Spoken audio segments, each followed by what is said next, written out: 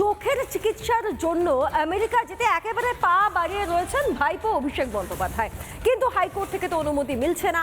আবার এদিকে অভিষেক বন্দ্যোপাধ্যায়ের বিরুদ্ধে নিয়োগ দুর্নীতি থেকে শুরু করে একাধিক কাণ্ডতে নজর রয়েছে সিআইডি এবং ইডি। এদের প্রত্যেকের স্ক্যানারে রয়েছেন অভিষেক বন্দ্যোপাধ্যায়। অভিষেক বন্দ্যোপাধ্যায় যখন এই মুহূর্তে বিদেশ যাওয়ার জন্য বায়নাক্কা জুড়েছেন, তখন রাজনৈতিক তরজা তুঙ্গে উঠেছে।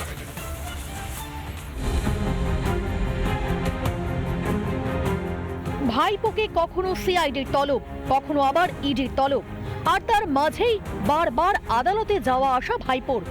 কেন্দ্রীয় তদন্তকারী সংস্থার জিজ্ঞাসাবাদের মুখোমুখি হননি, উল্টে আইনি রক্ষা কবচ খোঁজার চেষ্টা করছেন অভিষেক। আর এই আবহেই তার নতুন করে আমেরিকা যাওয়ার সিদ্ধান্তকে ঘিরে জোর বিতর্ক। ডাক্তাররা ওনার যে এত চিকিৎসা করলো, ওরেও তো রোগ সারাতে পারলো না, তাহলে আর বিলেতে যাওয়ার কি দরকার? এগুলো সবাই জানে, নাটক করছে, পালানোর চেষ্টা করছেন, বন্দি করছেন বাইরে যাওয়ার, পালানোর অথবা মানি শিফট করার, এছাড়া কোনো কারণ নেই।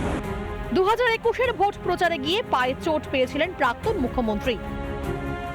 তিনি ভরসা রেখেছিলেন রাজ্যের সরকারি পিজি হাসপাতালের ওপরই।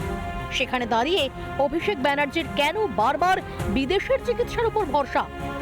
এসব প্রশ্ন উঠতেই অবশ্য তড়িঘড়ি ঢাল নিয়ে নেমে পড়েছে কালীঘাটপন্থী তৃণমূল।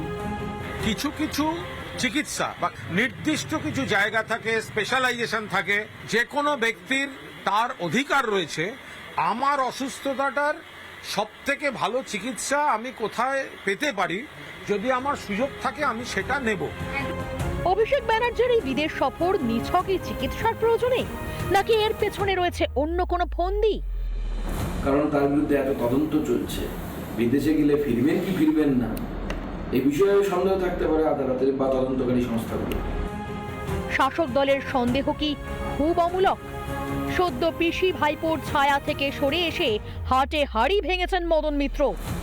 অভিষেক বন্দ্যোপাধ্যায়কে বলেছিলাম একটা স্টেটমেন্ট করে বলে দে আমি সব কিছুর জন্য দায়ী, আমায় আপনারা মুক্তি দিন।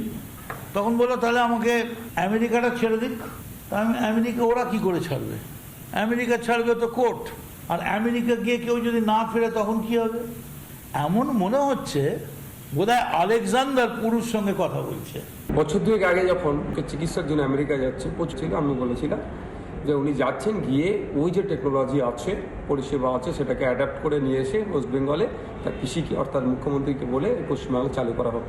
যদি অভিষেকবাবু ওই সময় আমার কথাটা সাজেশন হিসাবে নিতেন, তাহলে আজকে ওনাকে বিদেশ যেতে লাগতো না।